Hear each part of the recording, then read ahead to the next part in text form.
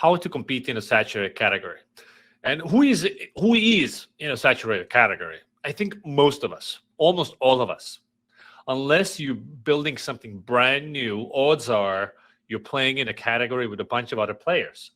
And in some categories, with a lot of demand, like email marketing or CRM, we have hundreds. According to G2, even 500 CRMs, 450 email marketing tools of all kinds. So how do you win? What do you do? The fact of the matter is that there have never been more brands than there are today, because technology is cheaper than ever before, knowledge plentifully available, how to build businesses, remote talent now, global talent pool is available for everybody. Never been more VC money available, of course, and this has resulted in a huge amount of competition, and is getting worse by the minute, really. And so you've all probably seen this slide from Martech, where if we compare 2011 to 2021, there are now 53 times more Martech tools than there were 10 years ago. It's ridiculous. And if we zoom into any of these categories, let's say this is survey tools. You see the up and to the right of the category leaders. There's the SurveyMonkey, I guess Momentive now. And there's Google Forms, and then Qualtrics is a big one. And Typeform is up there. And then there's another 50 tools you've never heard of that also are making money, but not nearly enough as the top dogs. And so a key thing to know, a must know principle of competitive strategy is this law of double jeopardy law. So this is, if you read How Brands Grow or followed the research by Ehrenberg Bass Institute, this is what it says. Basically, that the more market share you have in a category, in a market, the more market share you have, the more customers you have who are also more loyal, meaning that they buy you more frequently. Whereas the smaller you are, the less customers you have, and they buy less frequently. It's a law, meaning that it's a pattern, and we can predict loyalty based on your market share, which determines really everything when you set your competitive strategy based on how big you are. So number one, if you're a small business and you're going to bank on retention, you're never going to get big, because retention is directly related also to your market share. And so really you need to bank on, in B2B, you need to bank on new customer acquisition. That's how the game is played. As the more customers you have, the better your retention and loyalty, and that's how you grow. The stability of market positions is ridiculously astonishing. Whoever gets number 1 and 2 in a category, odds are that it's going to stay there nearly forever. Like Heinz was a leader of ketchup in the 50s and still number 1 ketchup brand, right? In technology, of course, we have seen cases where the mighty fall, Nokia, Kodak, etc., technological disruptions. Of course, the leader became complacent. We know all the stories of how they fell. But look at social media. There's the companies that were big in 2007 are still the kings, The only new entrant is TikTok. Everybody else is the same. There's astonishingly solid market positions. Or CRMs, like Salesforce came, disrupted, still the king. And so is the SAP, Oracle, Microsoft, Adobe, and HubSpot things. They've slightly changed places, but really it's very stable. Considering we have 500 CRMs to choose from. And why is that? This is the law of double jeopardy. When the category is just emerging, right, all the pieces up in the air, but then it's a land grab. Who manages to get biggest first? That company will win and stay there as a winner. And so if you see every day this on LinkedIn or other social media platforms, "Hey, what's your favorite CRM?" And people say, "Oh, HubSpot. Oh, Salesforce." The known players, because the top players have the most what's called mental availability. If I say CRM, who comes to mind, right? That's mental availability. When buyers think of you in buying situations, that's having mental availability for you. That's what the game is played, how the game is played and won. Whoever is the biggest has the most mind share at all times. So if you build a new CRM to compete with Salesforce and HubSpot, not going to work. Odds are not going to work, because they control most mind share. So they can turn off all advertising, everything. The momentum is so big, they still triple over the next decade, and you will go nowhere, even if you do way better marketing. That's how powerful these things are. And people recommend tools they've never used. And how I know this for two reasons. One is when on Twitter or other social media, when people ask for recommendations for A/B testing tools, a category that I'm a connoisseur of. I know I'm intimately familiar with A/B testing tools, and I see one blogger freelancer asking for A/B testing tool recommendations, and other blogger freelancers recommend, oh, you should use Optimizely. Of course, it's ridiculous. I mean, it's 150,000 a year. You need at least 1,000 transactions a month minimum to even make use of the tool. So these bloggers, they don't even have any volumes to run any A/B test. They've never used Optimizely in their life, but they've heard of it. And that's why they recommend it. And so mental availability is not only important for buyers, but also for referrals. That's why HubSpot and Salesforce are still growing the way they are, because they have the most mind share. Very important to know. And there's a myth, that B2B software buying process is rational. We look at every available tool and measure them, like features and UX and integrations and all this is, and we do these demos, and then we have a matrix and we rationally make a decision what's the best use. Nobody does that.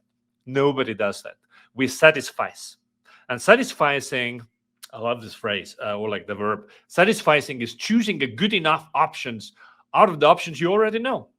Like when you Google for a tool, you don't look at 100 options. You take a serious look at maybe 3 to 5 options. It doesn't matter whether you get a contractor for your bathtub or kitchen remodeling, or you're buying B2B software. It's like, who comes to mind? We're going to look at these 3 to 5 tools, right? The known tools and maybe some interesting options, right? And so the all rational B2B buyer is a myth. People satisfies all the time, which again, if you're not a top brand, your life is very, very hard. The law of double jeopardy means that the small brands lose twice. And so if you think about mental availability and how, the consideration set, which tools, which vendors, which agencies do I consider when making a purchase? People have a list of 3 to 5 companies they consider for any job that they want to hire for. And so these consideration sets, I like to think of them as jobs to be done boxes. So your job as a marketer is to get into that consideration set. If it's CRM, right? I have HubSpot, Salesforce there already, maybe Monday or Pipedrive. Right? There's no way you can get inside that box. It's already built, it's solid, it's full. You can't get in. You need to do something else, right? And so let's talk about consideration set. I equate it to jobs to be done. I hire a tool to do a job. I hire an agency to do a job. So if I want heat maps for small businesses, I think of Hotjar. I have most mental availability for Hotjar. CRM for scaling companies, I go with HubSpot. I need marketing training for my digital teams. I go for CXL, right? I have instant mental availability for these tools. That's the jobs to be done box. So how do you get inside the consideration set and win? How do you take on the category leaders in existing categories? So largely speaking, I think of it as you have 3 key strategies to pursue here. So one, which is the hardest yet most effective, is innovation. Is if you're objectively ridiculously better than the status quo. So think about the Kodak and Nokia example. iPhone was objectively ridiculously better than the existing Nokia phones. And digital cameras were just way better than the Kodak paper cameras, right? So obvious, because if you're obviously better, you take on you kill the status quo, right? You're the new status quo. Who can pull it off? Very few can pull it off. Very few can pull it off. And so also the challenge is can you name today a product that is objectively better than any competitor? Google search is one. Can you name another objectively better tool? So in the chat, give me an example. What's a tool that is LinkedIn? True, it is objectively better because really it has no competition, right? LinkedIn is a great example. I don't know any. They don't even. Maybe they have competitors. I have never heard of Slack. I'm not sure if it is objectively better. It might be subjectively better because there's so many of these internal messaging tools now. So Slack is debatable. I think it's not as clear cut. Uh, if you think about all the tools, also like lesser known tools that are available today for in-team communication, Gmail, I think it's very much the same. Like today, like you log into Ymail, Yahoo, right? It's exactly the same product. It's identical, really, and so on and so forth. Netflix is identical to Disney Plus. Disney Plus is identical to Amazon Prime Video. Really, it's really who has which content, right? Like in terms of the product, it's like the same. Okay, so Tinder launched to the market with already highly competitive, huge multi-billion-dollar dating market, right? So many apps like Match.com and so on. Oh, they invented a new idea, the swiping UX, which actually was an accidental afterthought, or like there's a one random thought the UX designer thought in their company. It wasn't a strategic move at all. And then how they built network effect. It's an interesting story, but again, through innovation became big, and then there are two clones, Bumble and what's the other one? Forget the name. Basically, exact clones of Tinder also became huge, right? Or Tesla, came onto the scene as an objectively better electric car. Electric cars were really a category of one. It's just Tesla and nobody else. Everybody else was a joke. Today, it's starting to become less obvious that Tesla is objectively better. I think it still maintains an innovation advantage, but does it have longest range? Not anymore, right? Lucid, of course, it's a small producer, and every single car maker is coming, right? So Tesla's objective competitive innovation advantage, I think, can they maintain it is highly questionable, I think. So that's one, innovation. Can you be objectively better? If you can, you're a winner. Hard to do.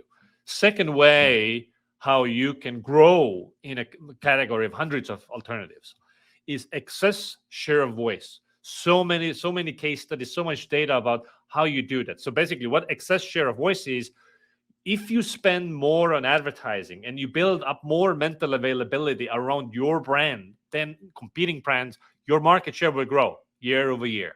This is what Lidl did in the UK in the supermarket space, where it came from like 1% market share. I think now they're like up 18%, which of course in dollars or pounds is a lot of millions, right? It's a lot of millions.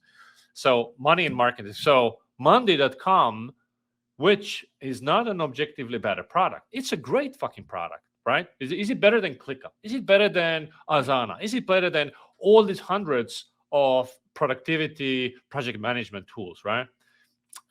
It's really the same, right? It has its own nuances, but really it's fungible. You can use Monday or you can use any other tool.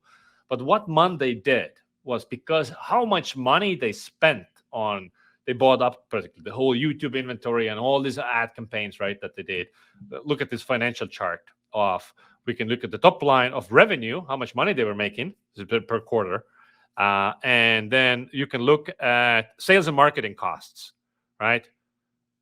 They spend more on marketing than the revenue every single quarter. Of course, lots of VC money enabled this, which is why raising a bunch of VC money is a very attractive play. Because what Monday achieved was that they bought their way into our consideration set. Now, when we're thinking of project management, team collaboration tools, let's look at Monday, let's look at ClickUp, let's look at all these other tools. So Monday bought their way up there, excess share of voice. They built up mental availability through advertising. It's totally a great way to do this. Of course, it requires money, and it requires you to have models to model what's your share of voice, murky territory. So excess share of voice works. The evidence for this is ample, significant, overwhelming, really. What we also know is that based on the research, if you want to read the book, the long and short of it, Les Binet and so on, about the advertising split, like how much to spend on brand ads, creating awareness of that you exist and what do you use it for and when do you need it, versus activation, which is like buy now, 10% off, like this, like direct response ads, right? So the thing is that 95% of category buyers buy very infrequently. They're mostly not on the market. Only about 5% of category buyers are on the market today. But they might be actively buying a year from now, 2 years from now, 3 years from now, right? And also until that moment when they're going to buy, people are going to ask them for recommendations. Hey, which CRM should I buy? Which blah blah blah should I buy? Right. So in order for you to be top of mind, to build mental availability that they think of you when they endorse a product or they sign up for one or they consider a product, that's all advertising, right? You find a way to build these memory structures. This is why, like, if you look at insurance companies like Geico, like they're always advertising to you, 15 minutes can save you 15% or more, right? We know this repetition. Oh, next time I need insurance, I'll look at Geico. And so advertising is like insurance. Like, it's like we pay for it. And we was like, what the fuck are we paying for? Like, I don't need this. Like, I didn't crash my car. But when you crash your car, you wish you had it. It's the same thing. Like, the buyer that you're advertising to is not looking for you, doesn't need your product. And maybe needs you in 2 years, and then that's where you cash in on the insurance. You've built up mental availability. So that's money competing with money and share voice. And the third option is you take a fundamentally differentiated position in the market. So if category leaders are this, you are objectively, visibly, clearly different from those category leaders. So basically, you create a new market, you carve out a new niche, and so on. So how do you do that? So there are multiple ways to do that. So let's look at this example. So let's say that this group of people here are all category buyers, all the people that could potentially buy our product. Now, and let's say this is we're selling mobile phones, right? Like, so Apple's slice of the market is that, and that's Samsung's market, right? And see, the overlap is very limited here. So this is positioning, right? Who are we for, right? Very few people flip-flop between Apple and Samsung. So LG entered to the market, and instead of differentiating against Samsung and taking a differentiated position in terms of who they're targeting or which channels they use, they competed with Samsung head-on. They went for the exact same buyer. What happened? They got eviscerated. Samsung destroyed them. So basically, LG limped off the market. They got beaten so bad because Samsung was just so much wealthier and so much more powerful. If you go for big players, most profitable customers, they will beat your ass, right? So the classic way, if you want to take on a giant, go for their least profitable segment, and they will not fight you. You know, classic Clayton Christensen stuff. So let's say that this is a CRM market. So HubSpot over here, Salesforce is over there. Salesforce is way bigger. There's some overlap with Salesforce, but not all. So if I wanted to compete with HubSpot and Salesforce in the CRM market, how would I want to position myself? Like, where would I want to do this? I would want to be here. I would not, or maybe like very small overlap where I go for the least profitable customer segment, so they don't fight me when I go. Maybe they're happy. This is what Kia did in the car market. This is what Hyundai did in the car market, where they started building the subcompact cars, and Toyota and so on. So we don't care about that anyway. And now, big regrets where Kia and Hyundai are eating everybody's lunch, right? So Drift entered the market of essentially live chat and chatbots. And live chat's been around for 20 fucking years. 20 years. Did they say, we're a better live chat? No, not a word. They also didn't use chatbots and so on and so forth. What Drift went with was conversational marketing. They went with a story, a narrative, or a change impacting the world. They positioned themselves differently and won big time, right? Classic category creation example. So one is like one strategy is like you carve out a new job to be done category. So you are not compared to the establishment. You're something else, right? You create a new mindset. Oh, this is something else. This is different. So who's in that? Who's in the conversational marketing toolbox, right? So there's Drift, and that's it, right? If you're a category, of course, category creation takes a bunch of money and so on and so forth. Odds are against you. Timing needs to be impeccable. I've talked about this in my podcast episodes with David Cancel, if you want to listen in. So Klaviyo entered very insanely crowded and big email marketing category, right? So what did they do? They said, oh, we're going to go for e-commerce. So differentiating against MailChimp and all these other players that are already big in the market. And by specializing, creating a new jobs to be done box, email marketing for e-commerce. Now, Klaviyo is now worth more than $10 billion today, right? Or same example with ConvertKit. And again, in a massive category of 450 tools, they created a differentiated positioning of who they're for. And then since they're focusing on a very select target audience, they're also building features for use cases to satisfy those particular user needs. And maybe they're objectively better for that slice of the market, right? Or Gorgeous entered a very competitive market of customer support software. I mean, Zendesk was already huge, tremendously huge. Gorgeous came, similar to Klaviyo, chose e-commerce. And of course, timing was impeccable because e-commerce exploded in the last 3 years. We know Shopify exploded, and all these companies that tied themselves onto a Shopify ecosystem, they exploded. So it was a great timing, so luck as well, but also differentiation against Zendesk, which underserved e-commerce. Or Winter, I mean, is there any shortage of user research, UX, whatever tools? There's insanely competitive. There's just so many customer research tools.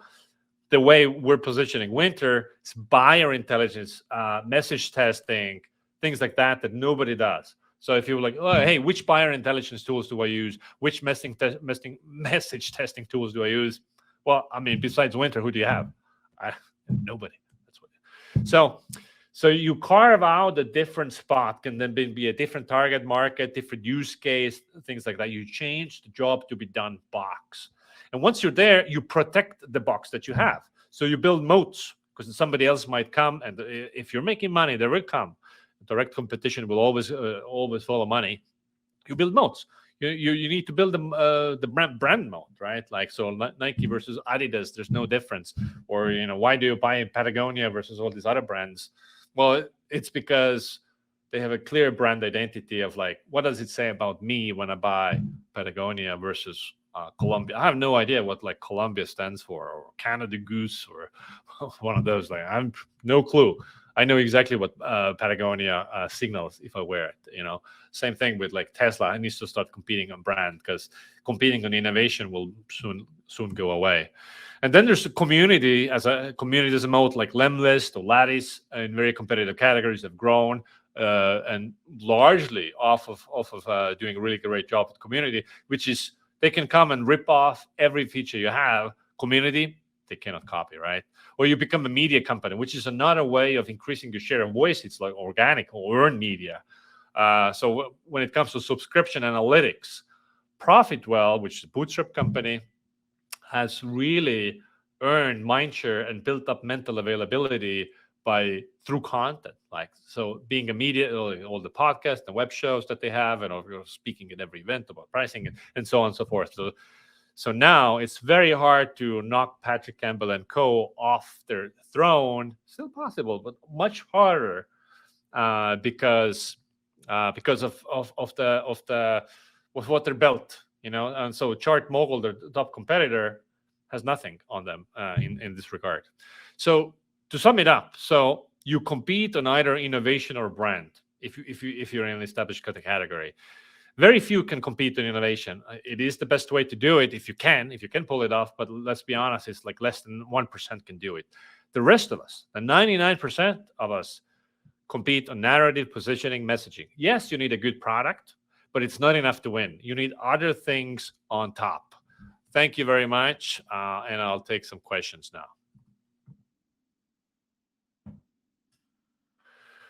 Okie dokie. Questions tab. Nothing there. Is it? Take a minute to ask me a question here. I'll see if anybody was throwing a question here in the chat as well. But use the questions tab.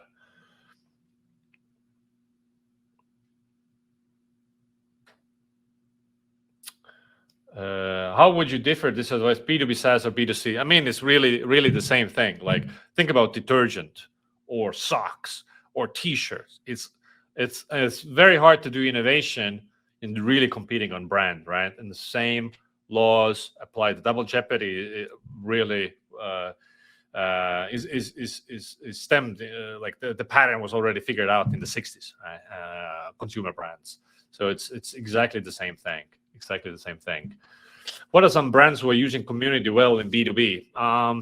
So as I said, Lattice is doing a good job with HR. There's an event company, Product Marketing Alliance, that doesn't know anything about product marketing, but really doubled down on building a community for a group of people that needed it and is killing it. Or Lemlist in sales engagement. Yeah. How do you stay profitable while going after the least profitable customer segment? Well, you need your unit economics to still make sense, right? So you need to have a structural advantage. So you do have lower profit margins, for sure. You have lower profit margins, but it still needs to be profitable. It still needs to be profitable, unless there's a model of like, you're willing to eat the cost for a long ass time on top of a bunch of venture capital money until you make a profit. Uber and insert these other companies who have done this. How can marketers within brands manage the short-term pressure to generate pipeline and get management to invest in long-term? Education, I think, is the key. Education is the key. I mean, you still need short-term stuff too. You need to pay the bills today and tomorrow as well. However, there's strong empirical evidence that if you only do direct response advertising and activities, you make more money tomorrow and the next month and then 3 months from now. However, in 3 years, you make less money compared to if you invested, let's say, roughly 60% in brand advertising and building up mental availability through content and all this other stuff. Is there an intersection between being innovative and building a brand? Well, yeah, those things are not mutually exclusive at all, right? Does content marketing help position companies better, drive more market share? Absolutely. So there's mental availability and there's also physical availability. It's like how easy it is for companies to find you. So this is how easy you come up in Google search. The more content you have, the more hooks in the sea you have, people can find you, or the more app stores you're in, like Google Chrome extension catalog, Shopify App Store, and so on and so forth. These are all physical availability things. And we're out of time. Booyah. Okay.